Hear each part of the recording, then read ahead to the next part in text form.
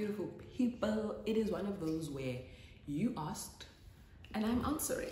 Okay, you asked some questions on Instagram, and I was like, you know what, I need to batch shoot some content because I don't want to leave you guys hanging. So let's see how many of these we can get through in this one video. But if I do need to, I'll do a part 2, and we will talk about some other stuff as well in the other videos. For those of you who don't know me, my name is Misha Lekuleni, and if it's your first time here, welcome, and thank you so much for joining this channel. I hope that you find the content educational, inspiring, but also a bit light-hearted, you know? Don't want to be so serious all the time, but more than anything, I want you to leave edified. In whatever that is said, whatever vlog, whatever video, you need to leave with, you know, just some form of spiritual edification, man. It can't just be about the kikis and ha-has only, though I'm here for it.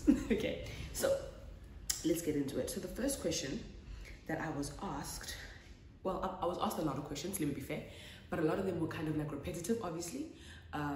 So I did decide that I'm kind of gonna like batch them and answer the ones that needed a YouTube video. Others that had shorter answers, I did do on Instagram.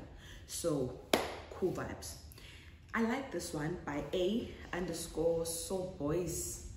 I'm not sure if I said that correctly, but the question says, how did you manage to keep up with your spiritual life even after marriage?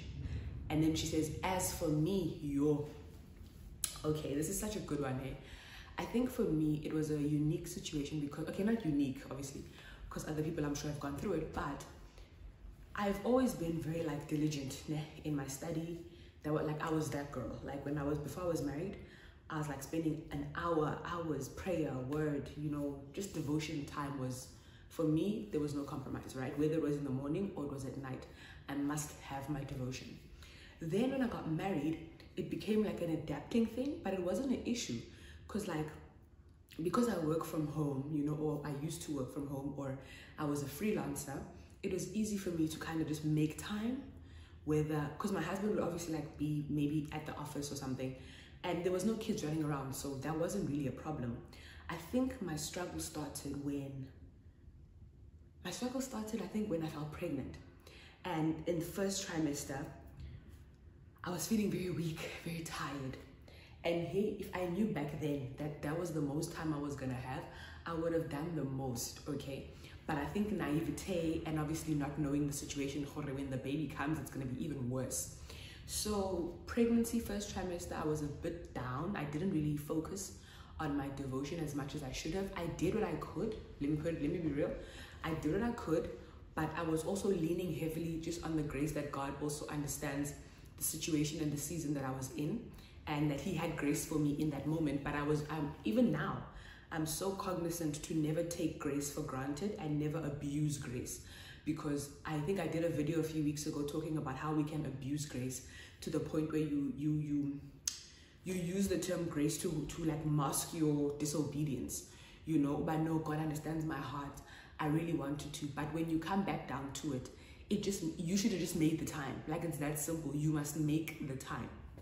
So at the beginning of my marriage, I think everything was good, man, because my husband also very, you know, so it's not like he was like, you're gonna stop reading the Bible. Nah, we also tried to do our own Bible, do our Bible studies here at home, you know. So it's not that there isn't an environment to do Bible study and devotion, but yay, when I got pregnant, that's when it started getting tricky for me, when I got pregnant. So, and obviously then after having my son, it just wasn't the same. So when it comes to managing, maybe now we can talk about tips to manage consistency, because I think that's the biggest issue. Let me not just answer this question in terms of my experience, but also let me talk about how I think in the past couple of months I've managed to be consistent in going back to my personal devotion.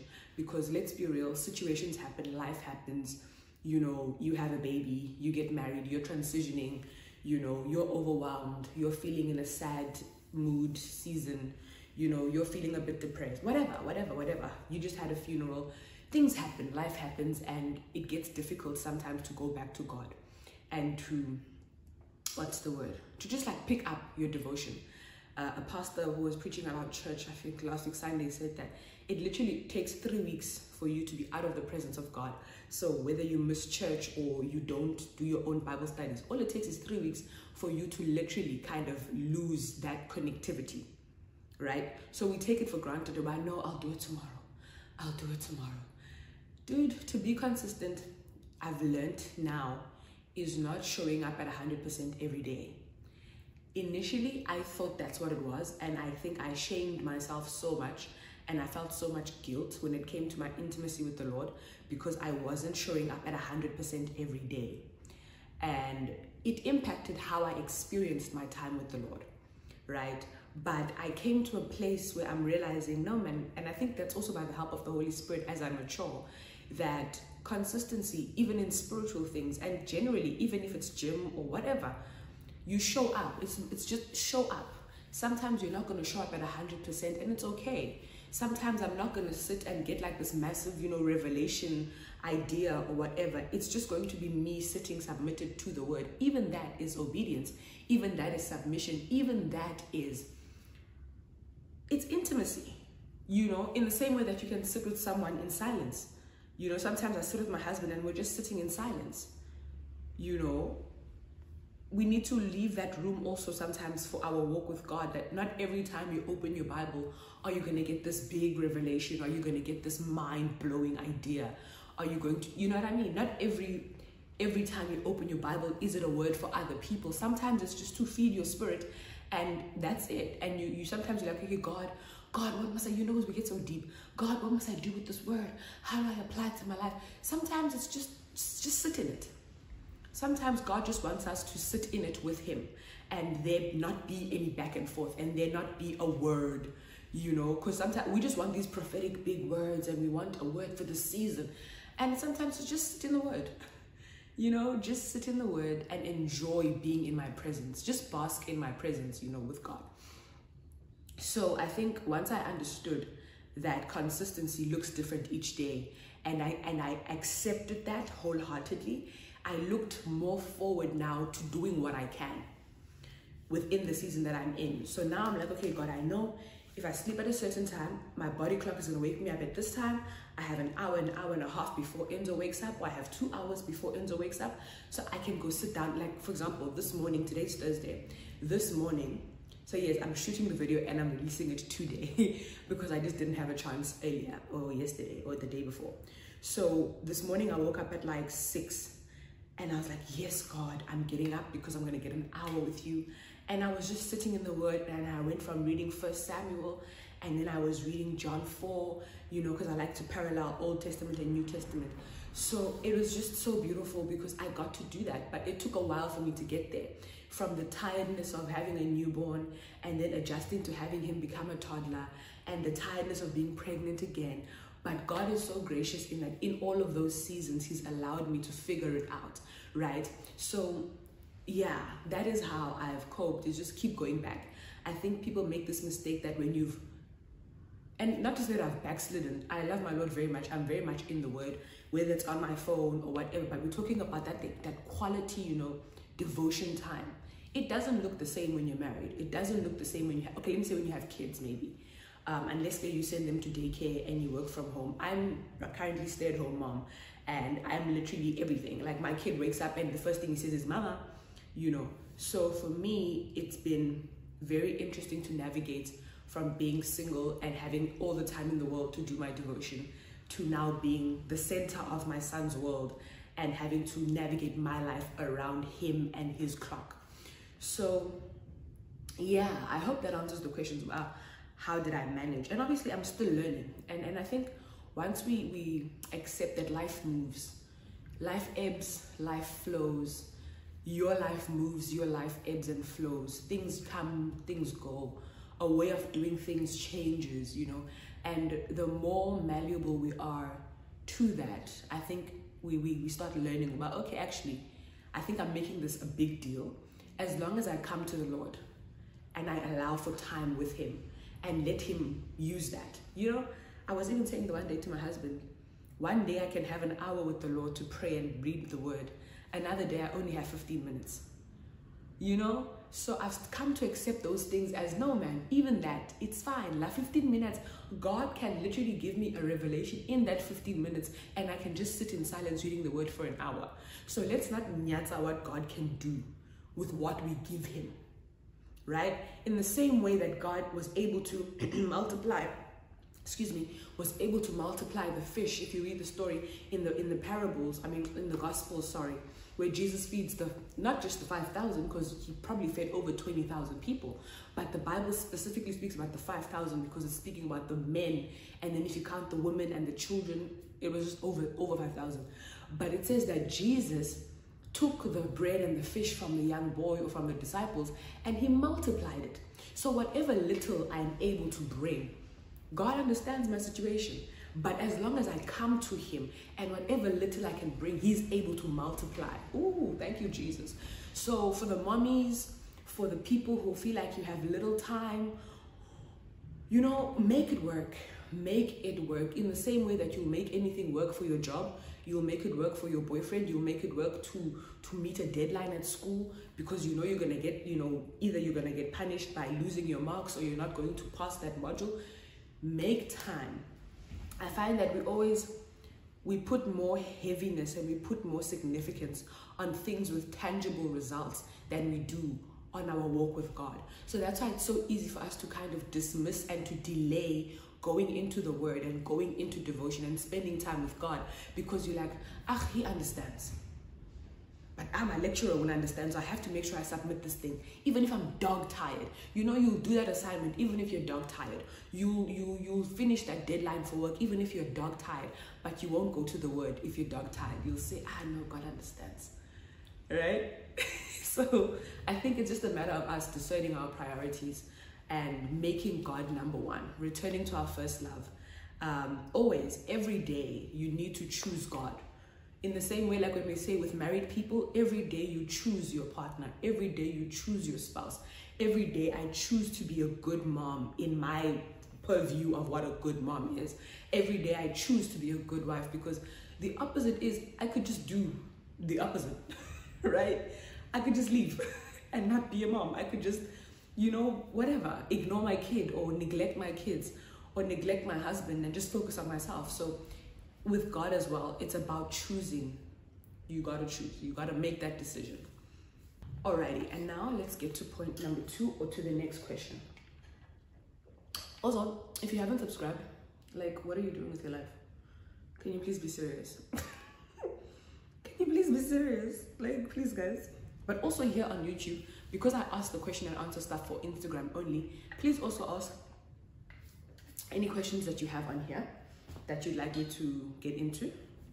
I'd love to do that for my YouTubers as well. Okay, all right, question number 2. This one is from Usipoguhle _ and her question was, how has it been navigating motherhood and your marriage? Girl, not by might, not by power, but by the Spirit of the Lord, I say. It has been such a journey. It has been such an experience. It is such an experience, just learning.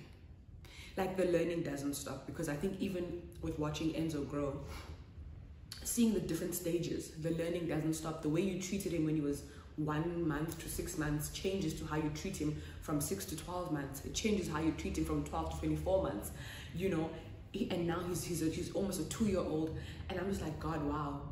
There's always learning, and within the marriage and motherhood of it, these are 2 separate things, 2 separate ministries, 2 separate works that both require all of you. So it's been such an interesting, I don't know how to put it. It's just been such an interesting roller coaster, right? Roller coaster. I think from the biggest thing, let's say with marriage, has been because my husband and I were able to have, I think, 5 years. We were together 4 years, and on the 5th year he proposed. We were together for that amount of time. When we were about to have, he proposed a day before our 5th year anniversary together dating. So we had a lot of time to ourselves. We had a lot of time to explore, to have fun, to play, to go out, to travel, whatever. We had a good time, right? So when we got married, things just changed like that. We hit marriage and parenthood within the same year, and it was like, whoa. Because like, from people who know, people will tell you that the first year of marriage is like the hardest, apparently. Now, you add a baby in there, it was very intense, but it was so beautiful because I was doing it with my person. I think something that we take for granted when we are dating, or I don't want to say searching because it's not our job to be searching for a husband. God will bring the right man to us. But when you do enter into that relationship, I think that's something we take for granted as young women, is to get a man who is kind. Yes, you can, I'm sure you have your checklists and whatever, but don't forget to look for characteristics of a kind person.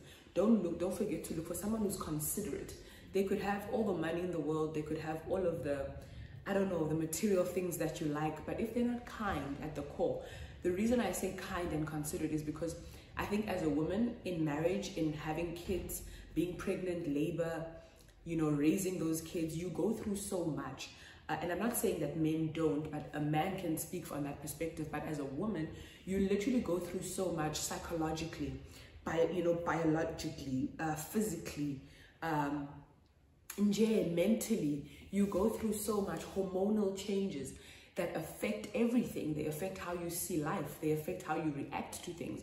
They affect how you feel about your spouse. They affect how you feel about your child.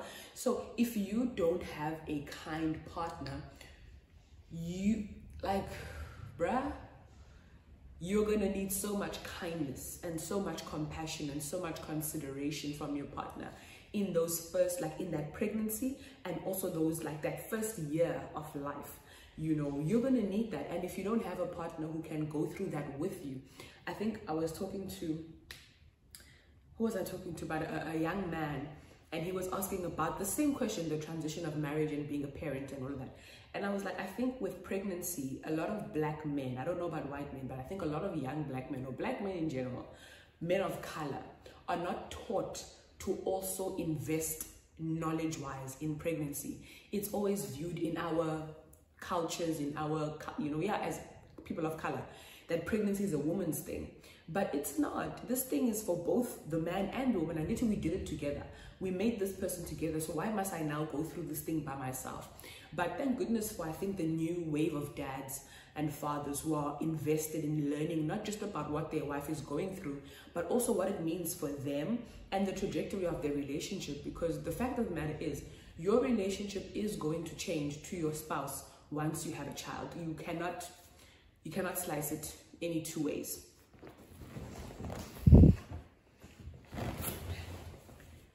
Your dynamic is going to shift. Your relationship is going to shift. The way you relate to each other is going to shift. And you're going to have to find ways, with the help of your partner. And also now, once you get to that place mentally and physically where you feel again like yourself. Because listen, people will say, don't lose yourself to motherhood. No, you lose yourself in your calling, hey? If you're called to motherhood, you're called to fatherhood, everything gives, everything changes. You start making sacrifices, you start changing your lifestyle, you start adapting your life to fit this human. And I think the world has educated us, or is propaganding us, if that's not even a word. But there's this propaganda that your life doesn't have to change because you have kids. And that is so selfish, I think, because value your life is going to change. Kids are a gift from God. These guys, you are now in charge of bringing them up in the ways of the Lord. And I don't know how you think you're going to do that without altering your life in some way. And it's selfish to think that your life mustn't change, because you're not the same person. There's a whole other addition. This goes for marriage as well. So yeah, transitioning has just been so interesting. And now there's another transition coming in terms of being a mom of two. Clearly your girl likes this thing, hey? Even though I'm like, I'm so exhausted, I'm so tired.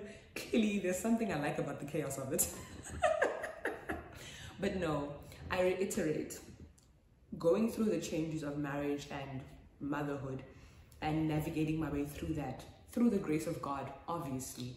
But I think doing it with my husband has been so beautiful because he has room for me to just be, you know. And I think because we have good communication in terms of we're open, this is what I'm going through right now. This is how I'm feeling right now. How are you feeling? You know, and I think it would be interesting to hear his perspective from a fatherhood and husband perspective, and how difficult it's been and how challenging it's been. But the beauty of it is that it's so refining. And I think once you understand that the purpose of marriage is not happiness. I know we've been lied to, but biblically, biblically, the purpose of marriage is not happiness. The purpose of marriage, I think it's in the book of Ephesians, Apostle Paul speaks about it. And he speaks about the mystery of the marriage, right? The mystery of marriage is that it is supposed to reflect the love of Christ to his church. I'm simplifying it. Maybe we'll do a teaching on it later. But that's what marriage is for. It's to reflect the love that God has towards his church, period, right? And obviously we marry people because we love them and want to be happy with them, but that is not the end all be all reason for your marriage. Your marriage, and that's why it's so important that you are very prayerful about who you marry, because that marriage is supposed to showcase the love that God had for his bride, and also the submission and the coming together of the bride to the bridegroom. So yeah. Yeah, it's been beautiful. It's been beautiful. I think also once you accept that multiple feelings can exist at the same time, you know, sometimes we think that, no, I must just be happy, or I must just be over the moon and excited, or I must just have butterflies, and my husband is so romantic, and my wife is just so submissive, my wife is great. No, multiple things can exist at the same time. You know, you could be madly in love with someone and or not even, sometimes you could love your partner but not be madly in love with them in that moment. You could love them but still be extremely annoyed with them. You could love them but still be like, I don't know, I'm trying to like just kind of juxtapose a bunch of stuff, but that's what you come to understand. Well, no man, this marriage thing, that's why we have a generation of people who just divorce so easily. And I'm not talking about serious things and serious reasons for divorce. I'm talking about, oh, we fell out of love. That's because you got into it for yourself. You got into it not understanding what it is. It was all about self-pleasure and self-fulfillment. That's why you could leave it so easily, because it was all about you, you know? So, I mean, I'm pretty sure there's some relationships and marriages that could be saved with a bit of selflessness and servitude. Serving each other, like not going into it for what's in it for me, but going into it, you know, with, okay, God, how do I serve this man? How do I serve this woman? And watch how that transforms everything. But anyway, anyway, I think that's all I'm going to answer in this video. I think I did two. Yeah, I did two. So I'll do more in another video. I'm just trying to space them out now, because I also don't want to overwhelm you and have a super long video. But thank you so much, because I saw you guys don't watch to the end. You don't watch to the end. So I'm like, okay, maybe they're too long. I must make them shorter. So please, tell me what you want, what you really, really want. I make short videos, you say they're too short. I make longer videos, you don't watch them to the end. What must happen? Remember, YouTube analytics tells me the truth. YouTube tells me what you guys are doing there. But no, I'm kidding. Thank you so much for watching. I appreciate every watch. Even if you watch for 1 minute, I appreciate it. Thank you so much for your support, your kindness in the comments. If ever you also have a question, because I said I asked these questions on Instagram. So if ever here you have a question or something that you'd like me to attend to, speak about, a topic, whatever, put it in the comment section below and I'll do my best to get to it. But yeah, I think for now, let me cut it here and just say, have a good one. We'll see you next time.